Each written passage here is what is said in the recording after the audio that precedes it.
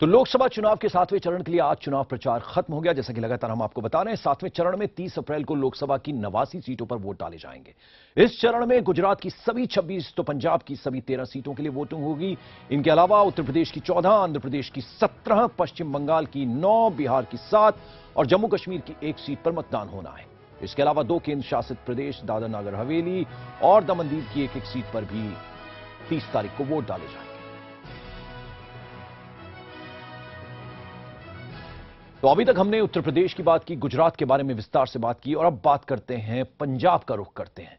यहां की सभी 13 सीटों पर 30 अप्रैल को वोटिंग होनी है। पिछले लोकसभा चुनाव यानी 2009 में कांग्रेस ने यहां 13 में से 8 सीटों पर कब्जा किया था, जबकि शिरोमणि अकाली दल को 4 और बीजेपी को 1 सीट पर जीत हासिल हुई थी। पंजाब में बीजेपी, कांग्रेस और आम आदमी पार्टी में त्रिकोणीय मुकाबले की उम्मीद है।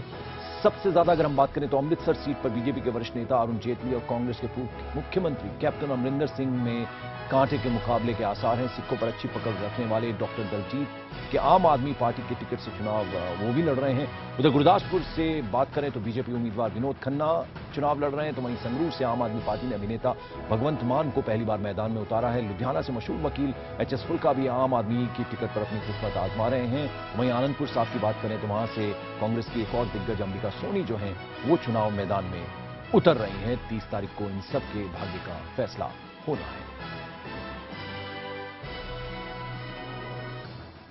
और पंजाब में चुनावी हवा रुख किस तरह का है उसके बारे में बात करते हैं अमित चौधरी, जो हमारे साथ चंडीगढ़ से जुड़ रहे हैं। अमित, आपसे मैं जानना चाहूंगा, सबसे पहले हम जिक्र कर लें अमृतसर का।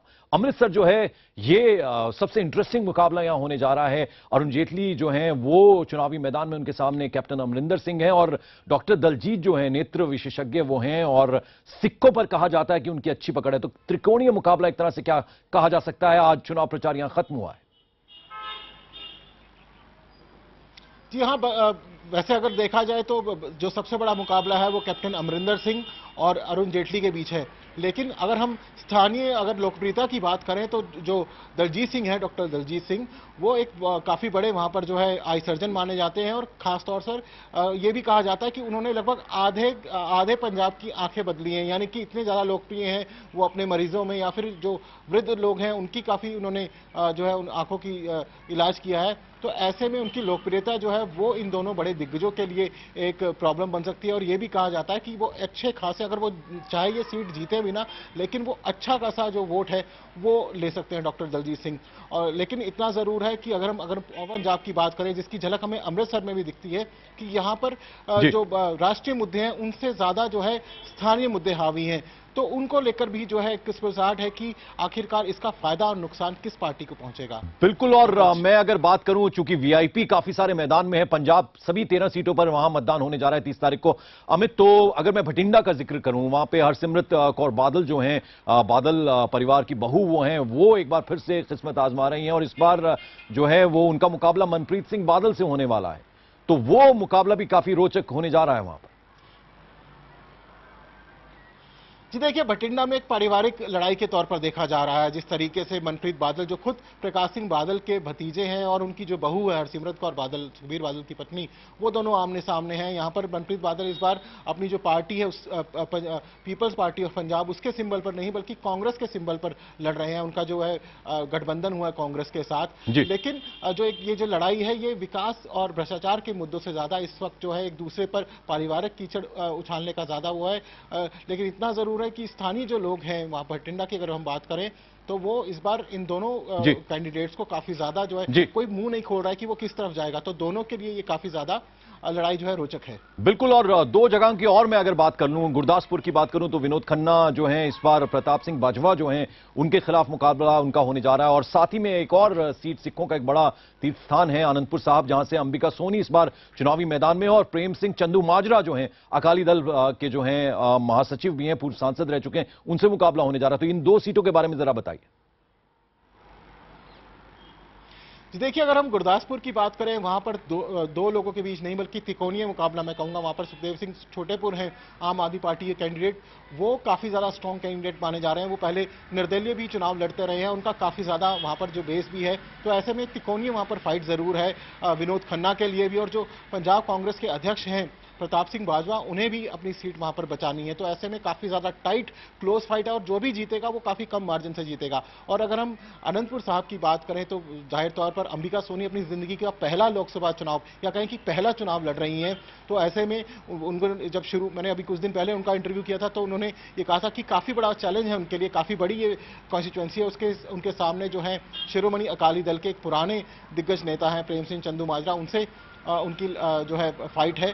लेकिन मैंने जैसे आपको बताया कि पंजाब के अंदर अगर हम बात करें तो राष्ट्रीय मुद्दों से ज्यादा जो लोकल मुद्दे हैं वो ज्यादा हावी है और यहां पर एंटी इंकम्बेंसी जो है कहीं ना कहीं शिरोमणि अकाली दल और बीजेपी को भारी पड़ सकती है। बिल्कुल। चलिए अमित चौधरी, बहुत बहुत शुक्रिया आपका। तो मेरी वोट मेरी सरकार में हम जो तमाम जगहों पर जहां मतदान होने जा रहा है 30 तारीख को, उन प्रदेशों की बात कर रहे हैं। पंजाब का जिक्र अभी हमने अमित चौधरी से किया। बिहार और तेलंगाना की सीटों पर चर्चा करने के लिए हमारे साथ हमारे दो और सहयोगी जुड़ रहे हैं। पटना से चंद्रमोहन कुमार और साथ ही न्यूज रूम से हमारी राजनीतिक संपादक पल्लवी घोष भी हमारे साथ हैं। तो चलिए अब हम जिक्र करते हैं, बिहार का जिक्र करते हैं।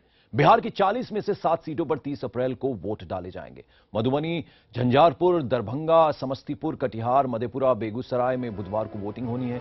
2009 लोकसभा चुनाव में इनमें से 7 में से 5 सीटों पर जेडीयू ने कब्जा किया था, तो वहीं 2 सीट पर बीजेपी के खाते में वो गई थी। मधेपुरा से जेडीयू अध्यक्ष शरद यादव अपनी किस्मत आजमा रहे हैं, तो वहीं दरभंगा से बीजेपी के मौजूदा सांसद और पूर्व क्रिकेट खिलाड़ी कीर्ति आजाद चुनाव लड़ रहे हैं। कीर्ति आजाद के खिलाफ आरजेडी ने पूर्व केंद्रीय मंत्री एमएए फातिमी को चुनाव मैदान में उतारा है। मधुबनी से वहीं लालू के करीबी और विधानसभा में विपक्ष के नेता अब्दुल बारी सिद्दीकी और बीजेपी के हुकुमदेव नारायण यादव में कांटे का मुकाबला होने की उम्मीद है। तो ये बिहार की एक तस्वीर हम आपको दिखाने की कोशिश कर रहे हैं। मधेपुरा से जेडीयू के शरद यादव जो हैं वो चुनावी मैदान में हैं और हमारे साथ चंद्रमोहन कुमार हमारे सहयोगी बने हुए। चंद्रमोहन, आपसे मैं जानना चाहूंगा, बिहार की अगर मैं बात करूं तो 7 सीटों पर मतदान होना है। काफी इंटरेस्टिंग यहां पर भी चुनाव होने जा रहा है और बहुत सारे वीआईपी जो हैं चुनावी मैदान में हैं। हम कीर्ति आजाद की बात करें, शरद यादव का हमने जिक्र किया जेडीयू के, वो भी चुनावी मैदान में है।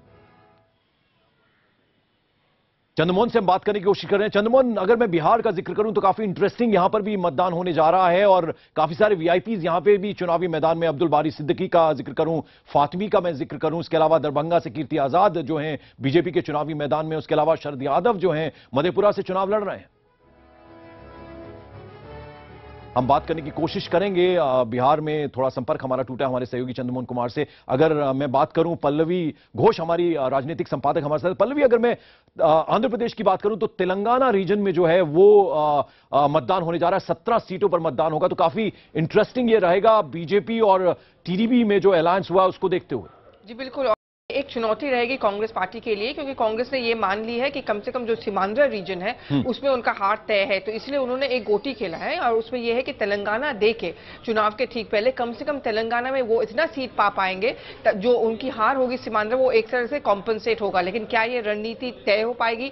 कांग्रेस को कहीं ना कहीं ये उम्मीद भी थी कि टीआरएस जैसे चंद्रशेखर राव के साथ उनका एक गठबंधन हो जाएगा या एक मर्जर हो जाएगा टीआरएस का कांग्रेस के साथ, वो नहीं हो पाया है। और बहुत हद तक तेलंगाना मुद्दे का श्रेय एक चंद्रशेखर राव लेने की कोशिश भी करेंगे और जा भी सकता है। तो जो कांग्रेस एक अंदरूनी जो सर्वे किया गया था पंकज, उसमें उनको खुद ये एहसास हुआ है कि उनका कहीं ना कहीं फायदा किसी भी रीजन में नहीं हो रहा है। ना सीमांध्र में उनको सीट मिलेंगे और ना तेलंगाना में शायद जो थी उम्मीद उनको थी कि सीट मिलेगी वो भी शायद उनको नहीं मिल पाएगा। और ऐसे में चंद्रबाबू नायडू और बीजेपी के बीच में जो गठबंधन है उसका फायदा शायद बीजेपी को और टीडीपी को ही मिलेगा। 2009 का अगर जिक्र करूं पल्लवी, तो ज्यादातर सीटें जो थी कांग्रेस के पास थी। तो यहां इस बार जो है हालांकि एक स्टेट बनाया गया, अलग से तेलंगाना दिया गया, लेकिन बावजूद उसके यहां जो है मुश्किल स्थिति है कांग्रेस के लिए।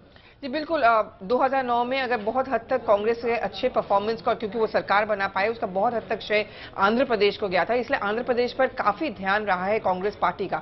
लेकिन आप देखेंगे वाईएसआर के निधन के बाद उसके बाद उनके पास ऐसा कोई कद्दावर नेता भी नहीं है। और जगन मोहन रेड्डी, जिससे एक खेमा था कांग्रेस का, जिनका मानना यह था कि जगन मोहन रेड्डी से एकदम स्प्लिट नहीं होना चाहिए था, कहीं ना कहीं एक कोशिश की जानी चाहिए थी कि जगन मोहन रेड्डी कम से कम कांग्रेस के साथ आए, वो भी नहीं हो पाया। तो अगर आप कुल मिला के अगर देखें, कांग्रेस को इस बार लग रहा है कि ना उनको तेलंगाना में फायदा मिल सकता है ना ही सीमांध्र में। लेकिन अगर आप सीमांध्र की बात करें, वहां पे तो कांग्रेस को लगता यह है कि शायद जीरो ही मिलेगा, वहां पे शायद कोई सीट नहीं मिल पाएगा, लेकिन तेलंगाना की तरफ वो बहुत उम्मीद लगाए बैठे हैं। लेकिन ऐसे में उनको नुकसान ही नुकसान नजर आ रहा है। एक तरफ टीआरएस और टीडीपी और बीजेपी का गठबंधन, दूसरा फायदा शायद चंद्रशेखर राव को मिले, और अलग तेलंगाना राष्ट्र बनाने का फायदा जो कांग्रेस को लग रहा था कि उनको मिल सकता है, शायद वो फायदा कांग्रेस को भी ना मिले। और मोदी जो है काफी दौरे उन्होंने आंध्र प्रदेश के किए हैं, काफी चुनावी रैलियां जो है उन्होंने वहां पर की हैं, तो एक मोदी फैक्टर जो है वो किस तरह से टीडीपी के साथ जब कॉम्बो बनता है तो काम आ सकता है। देखिए, जहां पर मोदी फैक्टर की बात करें, वहां पे अगर आप बहुत सारे लोगों से बातचीत करते हैं आंध्र प्रदेश में, वो कहते हैं कि एक वेव सा तो है, नरेंद्र मोदी का नाम हम सुनते हैं, लेकिन जो रीजनल इश्यूज हैं, जो लोकल इश्यूज है, उस पर ज्यादा हावी मोदी फैक्टर नहीं हो रहा है। लेकिन जो परसेप्शन सा बन गया है कि कांग्रेस पार्टी कभी ये नहीं तय कर पा रही थी कि तेलंगाना बनाना चाहिए या नहीं बनाना चाहिए, सीमांध्र के लिए क्या पैकेज देना चाहिए, क्या सीमांध्र के जो कंसर्न्स हैं उसको लेना चाहिए। सीमांध्र के जो मंत्री थे कांग्रेस की तरफ से, वो कभी इस्तीफा दे रहे हैं, लेकिन फिर भी दफ्तर जा रहे हैं, जैसे कि पल्लम राजू, उन्होंने इस्तीफा भी दिया, फिर वापस भी ले लिया, फिर कैबिनेट की मीटिंग में जाते थे, तो जो एक कश्मकश का माहौल था, एक अनसर्टनिटी का माहौल था, उसको ज्यादा नुकसान मिला है कांग्रेस पार्टी को। चलिए, बहुत बहुत शुक्रिया इस तमाम जानकारी के लिए पल्लवी घोष आपका। और अब हमारे साथ हमारे सहयोगी चंद्रमोहन कुमार जुड़ रहे हैं पटना से। चंद्रमोहन, आपसे मैं जानना चाहूंगा, अगर हम बात करें बिहार की तो 7 सीटों पर मतदान यहां होने जा रहा है, लेकिन काफी इंटरेस्टिंग है, बहुत सारे वीआईपीज जो हैं, शरद यादव की बात करूं मधेपुरा से चुनाव लड़ रहे हैं, उसके अलावा फातमी जो हैं, अब्दुल बारी सिद्दीकी जो हैं, वो चुनावी मैदान में हैं, और दरभंगा की बात करूं तो बीजेपी ने कीर्ति आजाद को एक बार फिर से जो है अपनी किस्मत वो आजमा रहे हैं वहां से। तो कुल मिलाकर बिहार जो है 30 तारीख को 7 जगहों पर जहां मतदान हो रहा है, वीआईपीज जो है चुनावी मैदान में है। बिल्कुल पंकज, देखिए, जिन 7 सीटों पर चुनाव हो रहा है उसमें सबसे इंटरेस्टिंग लड़ाई की अगर हम बात करें तो मधेपुरा में है, दरभंगा में है और मधुबनी में है। मधुबनी में वहां पर अब्दुल बारी सिद्दीकी चुनाव मैदान में है आरजेडी से, तो दरभंगा में कीर्ति आजाद जो कांग्रेस पहले से बीजेपी से सांसद हैं और उनके खिलाफ में चुनाव लड़ रहे हैं आरजेडी के जो कांग्रेस समर्थित हैं मोहम्मद अली अशरफ फातमी। तो वहीं मधेपुरा की बात करें तो शरद यादव जो एनडीए के कन्वेनर रह चुके हैं, उनके खिलाफ में पप्पू यादव यहां से चुनाव मैदान में है। तो ये जो 3 सीटें हैं जहां 7 जगह चुनाव होना है, उसमें 3 जगह जो है मुकाबला सबसे दिलचस्प है और सारे लोग अपनी अपनी पूरी ताकत झोंक चुके हैं यहां पर चुनाव प्रचार में। नीतीश कुमार पिछले 15 दिन से अगर बात करें तो मधेपुरा में लगातार बने हुए हैं और वहीं से वो लगातार चुनाव प्रचार में जा रहे हैं। उन इलाकों में कोसी बेल्ट में अपनी पकड़ बनाए रखने के लिए लगातार जेडीयू जो है वो जद्दोजहद कर रही है। लेकिन सबसे बड़ी बात यह है कि 16 तारीख को यह तय होगा कि इन इलाकों में किनका पैठ सबसे अधिक वो होता है, क्योंकि कहा जाता है कि ये जो इलाका है वो नीतीश कुमार का कहीं ना कहीं गढ़ है। बिल्कुल। चलिए, बहुत बहुत शुक्रिया इस तमाम जानकारी के लिए चंद्रमोहन कुमार आपका भी। तो कुल मिलाकर हमने आंध्र प्रदेश और बिहार की जो तस्वीर है वो जानने की कोशिश की। आज चुनाव प्रचार खत्म हुआ है, 30 तारीख को यहां पर चुनाव होने